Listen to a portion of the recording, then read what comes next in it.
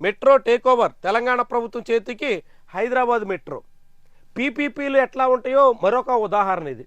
పీపీపీల్లో లాభాలు వస్తే ప్రైవేటు వాళ్ళకి, నష్టాలు వస్తే ప్రభుత్వానికి. మరొక స్పష్టమైనటువంటి అందరికీ అర్థం చేసుకోవాల్సినటువంటి ఉదాహరణ.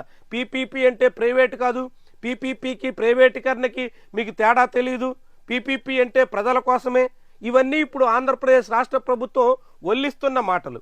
పీపీపీతోనే అభివృద్ధి జరుగుతుంది అంటూ చంద్రబాబు చెప్తున్నటువంటి కబుర్లు. కానీ వాస్తవం ఏందో చూడండి. హైదరాబాద్ మెట్రో నష్టాలు వచ్చినాయి. నష్టాలు వచ్చాయి కాబట్టి ఎల్ఎన్టీ చేతులెత్తేసింది కాబట్టి ఇప్పుడు రాష్ట్ర ప్రభుత్వం టేక్ ఓవర్ చేసుకోవాల్సిన పరిస్థితి వచ్చింది. ఈక్విటీ పరిహారం కింద 2,000 కోట్లు ఎల్ఎన్టీకి చెల్లించాలా, 13,000 కోట్లు అప్పులు కూడా రాష్ట్ర ప్రభుత్వమే భరించాలా. అంటే 15,000 కోట్ల రూపాయల నష్టాన్ని రాష్ట్ర ప్రభుత్వం నెత్తిన పెట్టి ఎల్ఎన్టీ చేతులు దులుపుకుంటుంది.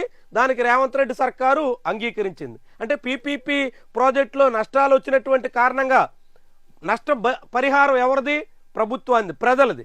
మరి లాభాలు వచ్చినటువంటి అదే హైదరాబాద్లో ఓఆర్ఆర్ మీద టోల్ గేట్లు పెట్టుకుని భారీగా దండుకుంటున్నారు. మరి ఓఆర్ఆర్ చాలా లాభాల్లో ఉంది.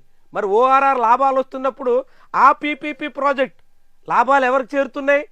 ప్రైవేట్ సంస్థలకు చేరుతున్నాయి. అంటే లాభాలు వచ్చినప్పుడు ప్రైవేటు వాళ్ళకి, నష్టాలు వచ్చినప్పుడు ప్రజలకి, ప్రభుత్వానికి అన్నట్టుగా సాగే ధోరణి పీపీపీలో ఉంటుంది. ఇందుకే పీపీపీ. నష్టాలు వచ్చినా సరే తమకు ఇబ్బంది రాకుండా ప్రైవేట్ సంస్థలు చూసుకోవడానికి వెతుక్కున్నటువంటి ఒక మార్గమే ఈ పీపీపీ అన్నది ఇప్పుడు హైదరాబాద్ మెట్రో చాలా క్లియర్గా చాటుతోంది. మరి హైదరాబాద్లో పీపీపీ ప్రాజెక్ట్ ఫెయిల్ అయిందని ప్రభుత్వం టేక్ ఓవర్ చేస్తుంటే ఆంధ్రప్రదేశ్లో ప్రభుత్వం చేయాల్సినటువంటి బాధ్యతల నుంచి తప్పుకుని పీపీపీ చేతుల్లో పెట్టడానికి చంద్రబాబు సర్కారు సన్నద్ధమవుతుంది. అంటే శిష్యుడుగా చెప్పుకునే రేవంత్ రెడ్డి ఏమో పీపీపీ ప్రాజెక్టులు ప్రభుత్వ పరం చేస్తుంటే, గురువుగా చెప్పుకునే చంద్రబాబు ఏమో ప్రభుత్వ ప్రాజెక్టులు పీపీపీ పేరుతో ప్రైవేటు వాళ్ళకి అప్పగిచ్చే పనిలో ఉన్నారు. ఏమనాలి దీన్ని?